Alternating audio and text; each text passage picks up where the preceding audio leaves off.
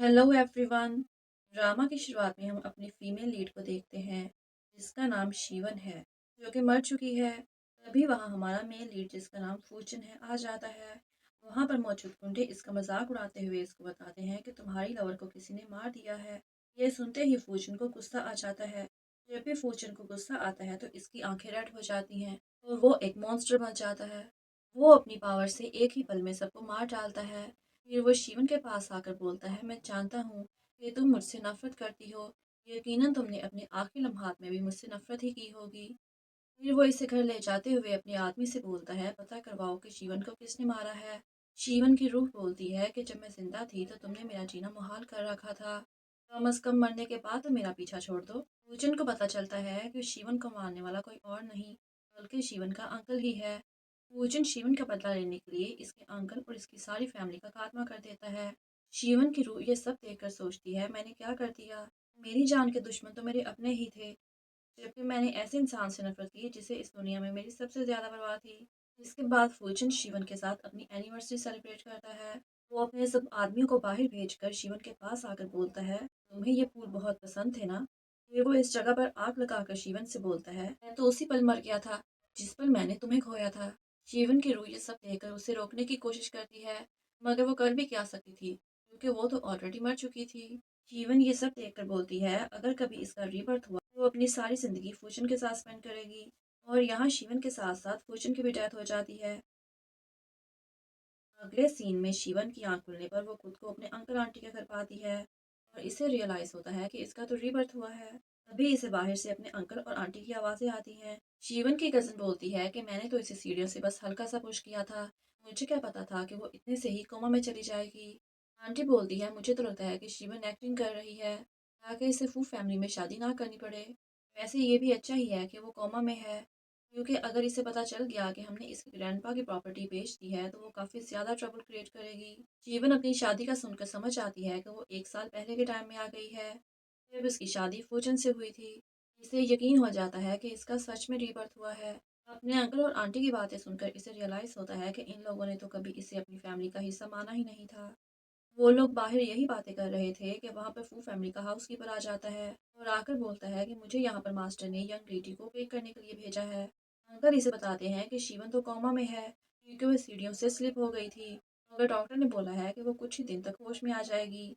फिर हाउसकीपर फू फैमिली की तरफ से इन लोगों को खर्च करने के लिए एक कार्ड देता है और बताता है कि इस कार्ड की कोई भी लिमिट नहीं है, आपको जितना भी खर्च करना होगा आप कर सकते हैं। और ब्राइड प्राइस के तौर पर फू फैमिली के हेड ने शिवन को 2 विला गिफ्ट में दिए हैं। ये सब देखकर अंकल और आंटी तो बहुत खुश हो जाते हैं। आंटी बोलती है, जब शिवन को होश आ जाएगी तो हम आपकी तरफ से ये सब गिफ्ट उसे दे देंगे। तभी शिवन बहुत स्वैग के साथ सीढ़ियों से उतरते हुए बोलती है कि इसकी कोई ज़रूरत नहीं है क्योंकि मैं बिल्कुल ठीक हूँ। ये देखकर अंकल और आंटी तो हैरान ही हो जाते हैं और ऐसे प्रिटेंड करते हैं जैसे इन लोगों को शिवन की बहुत फिक्र हो। शिवन गिफ्ट्स लेने से इनकार करते हुए बोलती है, इन सब की कोई ज़रूरत नहीं है, मगर हाउसकीपर बोलता है कि ये सब वो फैमिली के हेड ने भेजा है, इसलिए ये सब आपको एक्सेप्ट करना ही होगा।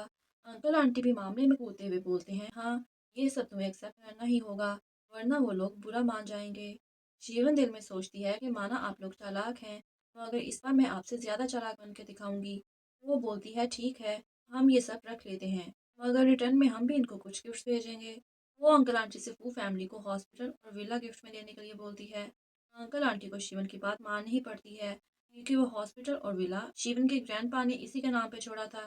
फिर वो रेडी होकर हाउसकीपर के साथ चली जाती है। वो फैमिली के सारे सर्वेंट्स इसका वेलकम करने वहाँ पर खड़े होते हैं। जीवन सोचती है कि इसे एक नई जिंदगी मिली है और इस बार वो फूचन के साथ एक अच्छी लाइफ स्पेंड करेगी। दूसरी तरफ फूचन का असिस्टेंट इसे बताता है कि आपकी फियांसी घर पहुंच चुकी है। फूचन इससे अपने डैड के बारे में पूछता है तो वो असिस्टेंट इसे बताता है कि वो भी अपनी मिस्ट्रेस के साथ घर पर ही हैं और वो आपकी शादी से बिल्कुल भी खुश नहीं है क्योंकि उनको लगता है शिवन प्रेजेंटेबल नहीं है। आप फिक्र मत करें, मैं घर पर इन्फॉर्म कर दूंगा कि आप इसी होने की वजह से आज घर नहीं आएंगे।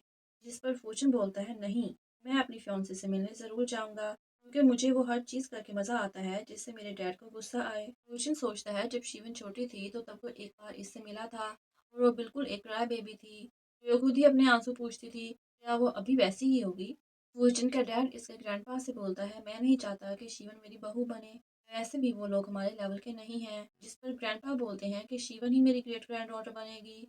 और ये मैं डिसाइड कर चुका हूँ। शीवन बाहर खड़ी ये सब सुन रही थी। डैड और उनकी मिस्ट्रेस के जाने के बाद ग्रैंडपा शीवन को अंदर आने के लिए बोलते हैं और कहते हैं कि आज से तुम भी मुझे ग्रैंडपा बोलोगी।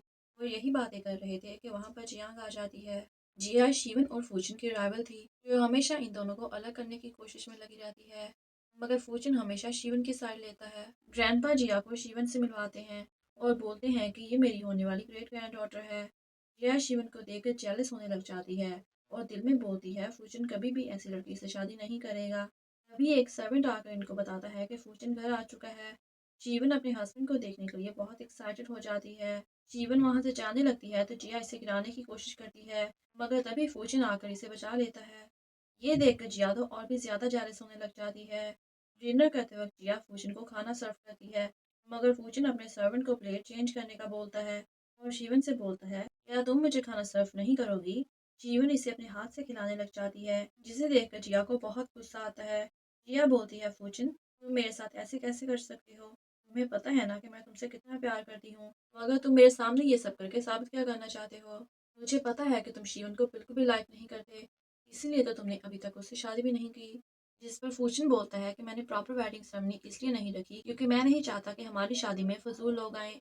ये सुनकर जिया गुस्से से उठकर वहां से चली जाती है। रात को सोते हुए शिवन को फूचन के बारे में एक ख्वाब आता है। इसके बाद इसकी आंख खुल जाती है तो वो देखती है कि बारिश हो रही थी। वो समझ आती है कि फूचन की तबीयत खराब हो रही होगी। वो वहां चलकर देखती है तो फूचन अपने रूम से गार्ड्स को मार मार कर बाहर फेंक रहा होता है। शिवन ग्रैंडपा से अंदर जाने की परमिशन लेती है, मगर ग्रैंडपा इसे मना कर देते हैं।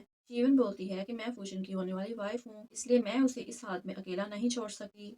डॉक्टर इसे वार्न करने की कोशिश करता है, मगर वो बोलती है कि मैंने मेडिसिन स्टडी किया है, मुझे लगता है कि मैं फूचन की कंडीशन को हैंडल कर सकती हूँ। वो इसके पास जाती है तो फूचन इसकी तरफ बढ़कर इसका गला दबाने लग जाता है। जीवन इसे बताती है कि ये मैं हूँ, तुम्हारी होने वाली वाइफ, मगर फूचन इसकी एक भी नहीं सुनता। फिर शिवन इसके पास जाकर इसकी नेक पर एक नीडल लगा देती है, जिस पर फूचन काम हो जाता है। ये देखकर सब लोग हैरान रह जाते हैं। शीवन इसे बोलती है कि अब मैंने तुम्हारा ट्रीटमेंट स्टार्ट कर दिया है, इसलिए मैं इसे आखिर तक कंटिन्यू करूंगी। भोजन के काम हो जाने के बाद शीवन फिर से उसके पास आती है और बोलती है कि मुझे तुम्हारा प्रॉपर ट्रीटमेंट करना होगा, अपनी शर्ट उतारो। भोजन इसे मना करता है, जिस पर शीवन कहती है, क्यों, तुम मुझसे शाय फील कर रहे हो क्या? जिस पर फूचन बोलता है, नहीं, तुम तो मेरी होने वाली वाइफ हो, भला मैं तुमसे क्यों शर्माऊंगा। वो अपनी शर्ट उतार कर बैठ जाता है और शीवन ट्रीटमेंट करना स्टार्ट कर देती है। भूषण बोलता है, तुम सबका ट्रीटमेंट ऐसे ही करती हो क्या? जिस पर शिवन बोलती है, हाँ, क्योंकि ये मेरी ड्यूटी है।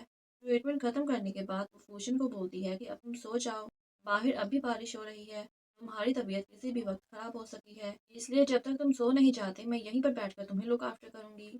भोजन सोने के लिए बेड पर चला जाता है। जीवन इसके पास खड़ी होकर सोचती है कि पिछली लाइफ में मैंने तुम्हारा बहुत दिल दुखाया है, मगर इस बार मैं तुम्हारे सारे दुखों की भरपाई करूंगी। भोजन की आंख खुलने पर वो शिवन को देखता है, मगर वो जल्दी से सोने की एक्टिंग करने लग जाती है। मगर अपने हाथ पर शिवन के आंसू देखकर वो सोचता है, क्या ये मेरे लिए रो रही थी? नेक्स्ट मॉर्निंग फूजन के मॉम डैड शिवन की इंसल्ट कर रहे होते हैं कि तुम तो छोटी फैमिली से बिलोंग करती हो। अभी फूजन आकर अपने सर्वेंट से बोलता है, मैंने तुम्हें कितनी बार बोला है मेरी परमिशन के बगैर मेरे घर में किसी को भी घुसने मत दिया करो। ये सुनकर उसका डैड और उनकी मिस्ट्रेस गुस्सा हो जाते हैं, मगर फूजन इनकी बात को इग्नोर करके शिवन से बोलता है, ये लो मेरा कार्ड, चलकर अपने लिए ढेर सी शॉपिंग कर लो। जिसके बाद शिवन शॉपिंग के लिए चली जाती है। वो स्टोर जाकर एक ड्रेस पसंद करके इसे ट्राई करने का बोलती है, मगर अटेंडेंट बोलती है कि ये बहुत ही एक्सपेंसिव है, मुझे नहीं लगता कि तुम ये अफोर्ड कर सकोगी। शिवन बोलती है, तो फिर इसे यहाँ पर हैंग करने का क्या मतलब हुआ? तभी पीछे से इसकी एक पुरानी दोस्त आकर बोलती है, ऑफ कोर्स, मेरे जैसे लोगों के लिए जो कि इसको अफोर्ड कर सकते हैं। अपनी दोस्त के साथ एक गंजे अंकल को देखकर शिवन बोलती है, ये तुम्हारे डैड हैं क्या? जिस पर फ्रेंड बोलती है, नहीं, ये तो मेरा बॉयफ्रेंड है।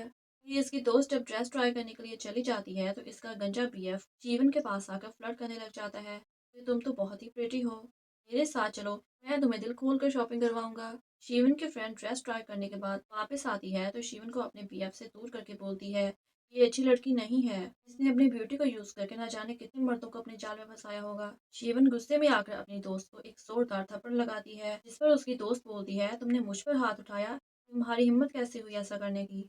तो शिवन इसे एक और लगाती है और कहती है, ऐसे। शिवन की दोस्त अपने गंजे बीएफ से बोलती है कि चलो यहाँ से, हमें यहाँ से शॉपिंग करनी ही नहीं। जिस पर वो गंजा अंकल बोलता है, नहीं, मैं यहीं पर रुकूंगा इस लड़की के साथ। और शिवन से बोलता है कि तुम्हें जो कुछ भी चाहिए हो तुम खरीद सकती हो। जिस पर शिवन सारे स्टोर के ड्रेसेस खरीदने की फरमाइश करती है। ये सुनते ही गंजा अंकल बहाने बनाने लग जाता है कि शायद मेरा कार्ड मेरी गाड़ी में ही रह गया। अटेंडेंट वेट करते हुए बोलती है, वो वापस कब आएगा? जिस पर शिवन इसे बोलती है, तुम्हें नजर नहीं आता क्या? वो तो भाग चुका है। फिर वो इसे फॉर्चून का कार्ड दिखाकर हैरान कर देती है। अटेंडेंट बोलती है, मुझे नहीं पता था कि आप इतनी रिच हैं। मगर शिवन इसे सबक सिखाने के लिए स्टोर के स्टाफ से बात करके इस औरत को फायर करवा देती है और खुद एक्शन मारते हुए इस स्टोर से चली जाती है। रात को फॉर्चून के घर आने पर वो इसके पास जाकर बोलती है कि मैं तुम्हारे लिए एक टाई लाई हूँ और पूछती है कि ये तुम्हें कैसी लगी। फॉर्चून बोलता है, तुम मुझे पहनाओगी तो मुझे पता चलेगा ना कि टाई कैसी है। फिर वो शर्माते हुए फॉर्चून को टाई पहनाने लग जाती है। फॉर्चून इसे टीज करने के लिए इसके पास आता है तो शिवन शर्मा कर वहाँ से भाग जाती है। नेक्स्ट मॉर्निंग शिवन के अंकल और आंटी इसे मिलने आते हैं तो मेड इनको बताती है कि कल रात शिवन काफ़ी थक गई थी, इसलिए वो अभी तक सो रही है। मैं इसे डिस्टर्ब नहीं कर सकती। शिवन की आंटी इसे बोलती है कि हम शिवन की फैमिली के लोग हैं, तुम्हें हमसे रिस्पेक्ट से बात करनी चाहिए। इस पर मेड इनसे कहती है कि मगर ये फू फैमिली है और यहाँ पर आपको यहीं के रूल्स के हिसाब से चलना होगा। ये सुनते ही शिवन की आंटी गुस्से से मेड को एक थप्पड़ लगाती है और बोलती है, तुम सिर्फ एक मेड हो, तुम्हारी हिम्मत भी कैसे हुई मुझसे ऐसे बात करने की। इससे पहले कि मेड कुछ बोल पाती, शिवन की रूड कज़न भी इसे एक थप्पड़ लगाती है। फिर वहाँ शिवन आ जाती है और ये सब देखकर वो अपनी कज़न को एक थप्पड़ लगाती है और अपनी मेड से आंटी को थप्पड़ मारकर बदला लेने का बोलती है। मेड ये सुनते ही उसकी आंटी को 2 थप्पड़ लगाती है, जिसे देखकर इसके अंकल भी मैदान में कूद जाते हैं और शिवन पर चिल्लाने लग जाते हैं। शिवन बोलती है, फूशन की मदर की डेथ के बाद इन्होंने ही फूशन को पाला है और ये फूशन की मॉम जैसी हैं। ग्रैंडपा के अलावा आज तक इनको किसी ने भी ऑर्डर नहीं दिया। तो आप लोग क्या चीज़ हैं? अगर फॉर्च्यून को इस बारे में पता चला तो सोचे कि वो आपका क्या हाल करेगा। ये सुनते ही अंकल बोलते हैं, ये तुम कैसी बातें कर रही हो? हम सब तो एक फैमिली हैं। देखो, हम तुम्हारे लिए ये तोहफा लाए हैं। शिवन बोलती है, ये सब तो मुझे मेरे ग्रैंडपा ने दिया था और आप लोग तो ये बस रिटर्न करने आए थे, तो अब आप लोग यहाँ से जा सकते हैं। ये सुनते ही शिवन की आंटी और अंकल तो गुस्से में आ जाते हैं और फौरन ही वहाँ से चले जाते हैं। ये देखकर शिवन की कज़न उससे बोलती है, देखना, बहुत जल्द मेरी शादी एक अमीर फैमिली में होगी और उसके बाद मैं तुम्हें सबक सिखाऊंगी। फिर शिवन अपनी मेट से बोलती है कि वो फॉर्च्यून को पर्सनली ब्रेकफास्ट देकर आएगी। वो अपने हाथ में सूप लिए फॉर्च्यून के पास पहुंचती है और बोलती है कि पहले सूप पी लो, बाकी सब काम बाद में करना। ये बोलते ही वो गिरने लगती है तो फॉर्च्यून के ऊपर ही गिर जाती है। वो इसके ऊपर से उठने लगती है तो फॉर्च्यून फिर से इसे पकड़ लेता है और दोनों एक दूसरे को देखते ही रह जाते हैं। फॉर्च्यून का असिस्टेंट हंसते हुए अपना फेस दूसरी तरफ घुमा लेता है। इतने में शिवन की नजर जाती है कि फॉर्च्यून तो लाइव मीटिंग अटेंड कर रहा था और वो सभी लोग तो बस इन्हें ही देख रहे थे। ये देखकर वो काफी शॉक हो जाती है और शर्मिंदगी के मारे जल्दी से वहां से भाग जाती है। शिवन कहीं जा रही होती है कि उसकी टक्कर अपनी कजन से हो जाती है और शिवन की कज़न अपने बीएफ के साथ कहीं जा रही थी। शिवन की कज़न का बॉयफ्रेंड गाड़ी से बाहर आता है तो सामने इतनी ब्यूटीफुल लड़की को देखकर हैरान रह जाता है और शिवन के साथ फ्लर्ट करने लग जाता है कि तुम तो बहुत ही प्रिटी हो, मेरे साथ चलो, मैं तुम्हें बहुत ऐश करवाऊंगा, और इसके साथ बदतमीजी करने लग जाता है। शिवन इससे बोलती है कि अगर तुम्हें पता चल गया कि मैं कौन हूँ तो तुम अपनी औकात में वापस आ जाओगे।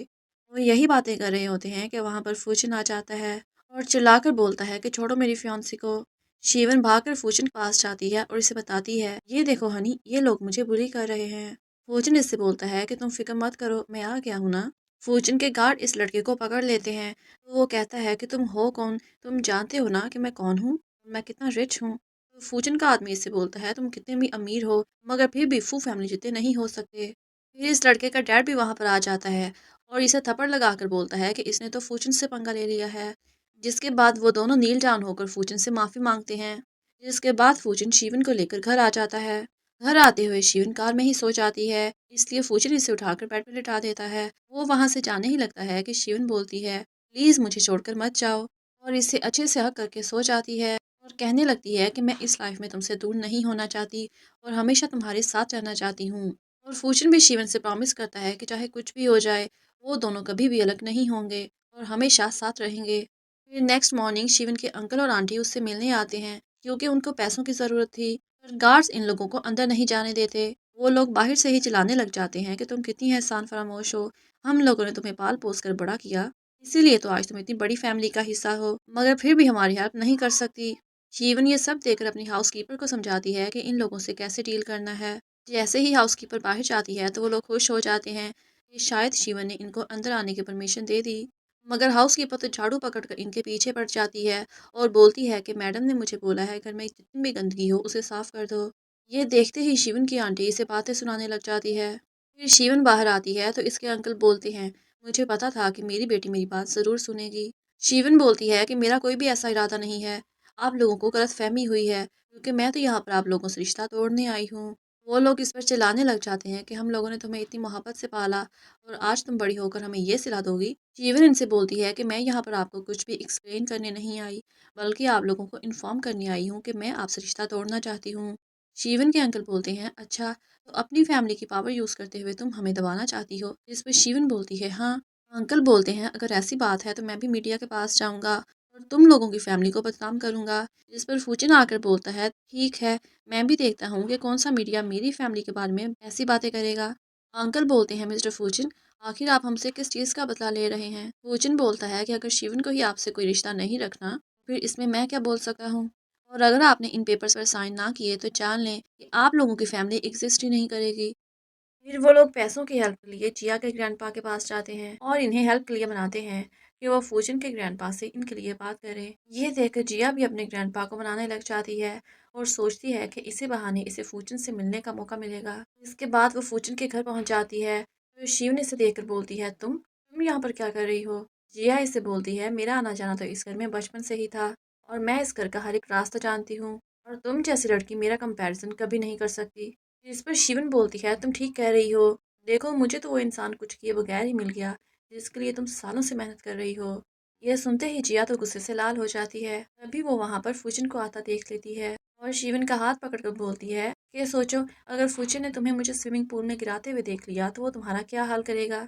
ऐसा बोलकर वो खुद ही स्विमिंग पूल में गिरने की कोशिश करती है, मगर शिवन इसकी चालाकी को समझते हुए जल्दी से खुद ही पूल में गिर जाती है और जिया तो बस देखती ही रह जाती है।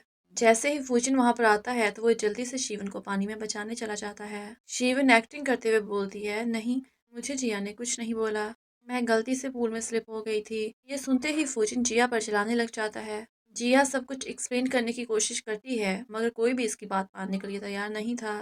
फूजिन इससे बोलता है, तुम्हारी सजा ये है कि तुम मेरी वाइफ से अभी माफ़ी मांगोगी। मगर जिया मना करती है कि वो शिवन से कोई माफ़ी नहीं मांगेगी। तभी जिया के ग्रैंडपा इस पर चिल्लाने लग जाते हैं और इसे शिवन से माफ़ी मांगने को बोलते हैं और मजबूरन जिया को शिवन से माफ़ी मांगनी ही पड़ती है। कार में वापस आकर वो अपने ग्रैंडपा से बोलती है, क्या आपको भी मुझ पर ट्रस्ट नहीं है?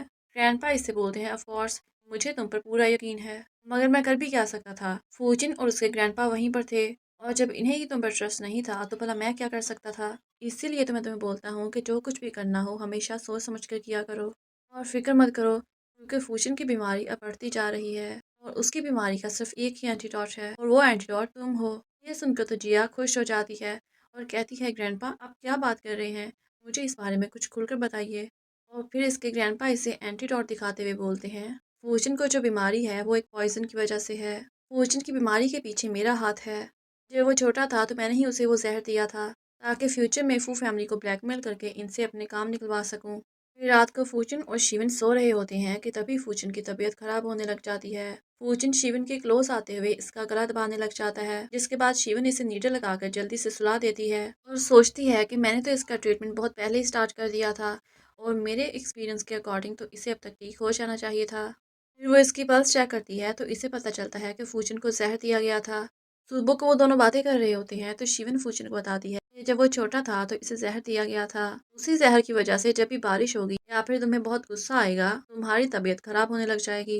मगर फिक्र मुझे इस चीज़ की है कि उस जहर का असर आज भी तुम्हारी बॉडी में मौजूद है। जिस पर फूचिन मजाक करते हुए इसे कहता है, क्यों, तुम्हें विडो होने से डर लगता है क्या? शिवन इरिटेट होकर इसे बोलती है, ऐसे मत बोलो, तुम्हें कुछ नहीं होगा क्योंकि मैंने मेडिसिन स्टडी किया है, मैं तुम्हें कुछ नहीं होने दूंगी। फिर इसके बाद हमें ग्रैंडपा की बर्थडे पार्टी का सीन दिखाया जाता है। शिवन जैसे ही पार्टी में आती है तो सब लोग इसकी खूबसूरती के गुण गाने लग जाते हैं तो वो कितनी खूबसूरत है, जबकि उन लोगों ने सुना था कि शिवन एक विलेज गर्ल है और फूजन के लिए तो बिल्कुल भी सूटेबल नहीं है। मगर इसकी पर्सनैलिटी तो उसके बिल्कुल ऑपोजिट है। शिवन ने ग्रैंडपा को देने के लिए एक गिफ्ट रेडी किया था, मगर वहां पर जाकर उसे पता चलता है कि वो गिफ्ट जिया ने डिस्ट्रॉय कर दिया था। जिया इसका मजाक उड़ाते हुए कहती है, लगता है कि तुमने ग्रैंडपा के लिए कोई गिफ्ट रेडी नहीं किया। मगर शिवन तो बहुत स्मार्ट थी, उसने पहले ही प्लान बी तैयार कर रखा था। शिवन ग्रैंडपा से बोलती है कि मैंने आपकी बर्थडे पार्टी के लिए एक डांस प्रिपेयर किया है। फिर शिवन वहां पर डांस करने लग जाती है और शिवन के डांस देखकर सब लोग हैरान रह जाते हैं। शिवन का डांस देखकर जिनके स्टेप ब्रदर के मुंह से तो लाल टपकने लग जाती है।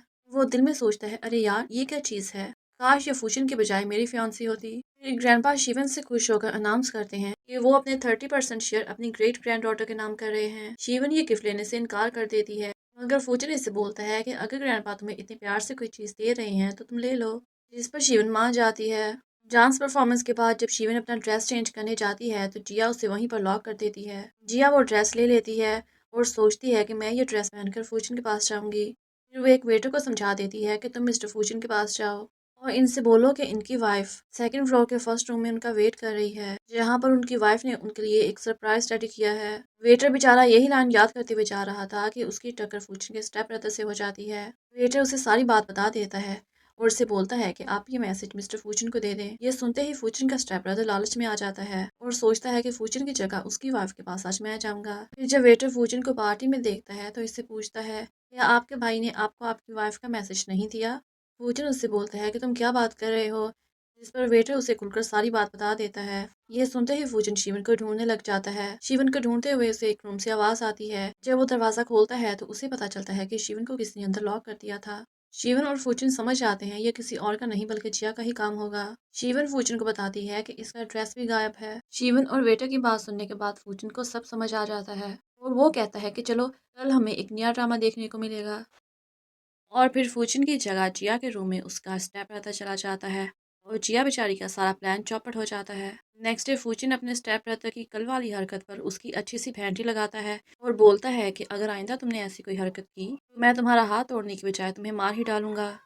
शीवन फूचिन के पास आकर बोलती है कि कल हमारा वेडिंग फोटोशूट है, तुम मेरा वेडिंग ड्रेस चूज करने में मेरी हेल्प करोगे ना? इस पर फूचिन कहता है ऑफ कोर्स मैं अपनी वाइफ की हेल्प जरूर करूंगा। स्टोर जाकर शीवन बहुत से ड्रेसेस ट्राई करती है और सभी ड्रेसेस उस पर बहुत अच्छे लग रहे थे। वेडिंग फोटोशूट करवा कर जब वो लोग बाहर आते हैं तो उनको जिया और उसकी दोस्त चिंग देख लेते हैं। जिया अपनी दोस्त को बताती है कि इस लड़की का नाम शीवन है, ये बहुत बुरी है और इसने अपनी खूबसूरती को यूज़ करके मुझसे मेरी मोहब्बत छीन ली है। जिस पर उसकी दोस्त बोलती है कि तुम फिक्र मत करो और शिवन को तो तुम मुझ पे छोड़ दो, अब बस तुम देखो कि मैं करती क्या हूँ। इसके बाद हम देखते हैं कि फूचिन शिवन के साथ एक बार में जाता है जिस पर चिंग और उसकी एक दोस्त भी आ जाते हैं। चिंग शिवन को कार्ड्स खेलने के लिए इनवाइट करती है और बोलती है कि जो भी गेम हारेगा उसे सामने बैठे मोटे अंकल को हक करना होगा, जिस पर शिवन भी मान जाती है। वो गेम खेलने लग जाते हैं। चिंग की दोस्त शिवन के पीछे खड़ी होकर इसे शिवन के कार्ड्स के नंबर बता देती है और शिवन ये गेम हार जाती है। अब शिवन को मोटे अंकल को हक करना था, मगर फूचिन मोटे अंकल को कुछ पैसे ऑफर करता है और वो मान जाता है और पैसे लेकर फौरन ही वहाँ से चला जाता है। ये देखकर चिंग को गुस्सा तो बहुत आता है, मगर वो काम होने की एक्टिंग करने लग जाती है। जिसके बाद उसे वॉशरूम जाना था। वॉशरूम ढूंढते हुए वो गलत रूम में घुस जाती है और देखती है कि वहाँ पर कुछ गुंडे एक लड़की को तंग कर रहे थे। चिंग उस लड़की को बचाने की कोशिश करती है तो गुंडों से उसकी लड़ाई हो जाती है। तभी वहाँ पर शिवन आ जाती है और फिर शिवन और चिंग मिलकर उन गुंडों से फाइट करती हैं और इस लड़की को बचा लेती हैं। इन सब के बाद चिंग को रियलाइज़ होता है कि शिवन तो दरअसल अच्छी लड़की है, जिसके बाद वो दोनों दोस्त बन जाती हैं। चिंग जिया से नाराज़ होते हुए उसे बोलती है कि बुरी शिवन नहीं बल्कि तुम हो और ज़रा देखो शिवन को, वो इतनी अडॉरेबल है कि किसी को भी उससे प्यार हो जाए। इन सब के बाद जिया के सीने में बदले की आग और तेज़ हो जाती है और वो शिवन की कज़न और उसके अंकल के साथ मिलकर एक प्लान बनाती है। इसके बाद शिवन के अंकल उसे कॉल पर कहते हैं, मुझे पता चला है कि तुम फूचन की बीमारी में जानना चाहती हो कि उसे कौन सा जहर दिया गया और उस जहर का एंटीडोट क्या है। ये सुनते ही शिवन शॉक हो जाती है और अपने अंकल से पूछती है कि आपको कैसे पता कि फूचन को जहर दिया गया था, जिसके बाद उसके अंकल कॉल कट कर देते हैं। नेक्स्ट डे शिवन अपने अंकल से मिलने जाती है तो इसके अंकल इसे टी देते हैं। चाय पीने के बाद शिवन अपने अंकल से बोलती है कि मुझे बताएं कि आपको फूचन की बीमारी में क्या पता है, जिस पर अंकल बोलते हैं कि मुझे ज़्यादा कुछ नहीं पता, बस ये जानता हूँ कि जब वो छोटा था तो उसे जहर दिया गया था। इसके बाद शिवन को चक्कर आने लग जाते हैं और वो बेहोश होकर नीचे गिर जाती है। इसके अंकल इसे गुंडों के पास ले आते हैं। वो गुंडों के साथ कुछ प्लानिंग कर रहे होते हैं कि तभी शिवन उठ जाती है और अपने अंकल से बोलती है कि मैं तो एक डॉक्टर हूँ, मैंने मेडिसिन स्टडी किया है और आपको क्या लगा आप मुझे ड्रग देंगे और मुझे पता भी नहीं चलेगा? अंकल इससे कहते हैं अगर तुम स्मार्ट हो तो क्या हुआ, अगर यहाँ पर हो तो तुम अकेली ना। अभी यहाँ पर शिवन के कुछ गार्ड्स आ जाते हैं और गुंडों को मारने लग जाते हैं। अंकल इससे कहता है कि कुछ भी हो जाए मगर आज तुम यहाँ से बचकर नहीं जा पाओगी। फिर यहाँ पर जिया भी अपने साथ गार्ड्स को लाती है और शिवन को पता चलता है कि इसके अंकल और जिया एक ही टीम में हैं। फिर जिया एक रस्सी के साथ शिवन को ऊपर लटका देती है और बोलती है कि तुम मेरे और फूशन के बीच में आ गई हो, अगर तुम ना होती तो मेरी फूशन के साथ शादी हो जाती, सारी मुसीबत की जड़ तुम ही हो और कैसा हो अगर आज मैं तुम्हें यहाँ पर मार डालूं। फिर फूचन के पास कोई ऑप्शन नहीं बचेगा और उसे मुझसे शादी करनी ही पड़ेगी।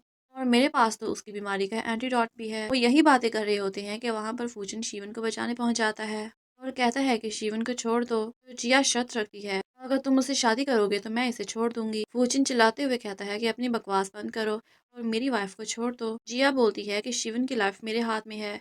सोचो, अगर मैं वहां से रस्सी कटवा दूं तो वो नीचे गिर के मर जाएगी। अब फैसला तुम्हारा है कि तुम इसे चुनते हो या फिर मुझे। ये सब सुनकर फूचिन को गुस्सा आने लग जाता है। शिवन इसे बोलती है कि प्लीज फूचिन, तुम गुस्सा मत करो वरना तुम्हारी तबीयत खराब हो जाएगी। तुम चुपचाप यहाँ से चले जाओ और मेरी फिक्र मत करना। जिया कहती है कि इसे मेरी बात माननी ही पड़ेगी, इसे अपनी बीमारी का एंटीडोट भी तो चाहिए ना। जिया फूचिन को ब्लैकमेल करने लग जाती है, जिस पर फूचिन को गुस्सा आ जाता है और फिर से एक मॉन्स्टर बन जाता है और अपनी पावर से सब कार्ड्स को मारने लग जाता है। तभी फूचिन को अपनी प्रीवियस लाइफ की सारी चीजें याद आने लग जाती हैं। शिवन उसे रोकने की कोशिश करती है कि वो ऐसा मत करे, मगर फूचिन अपनी सेंसेस में नहीं था। वो मुसलसल वहां पर मौजूद लोगों को मार रहा होता है।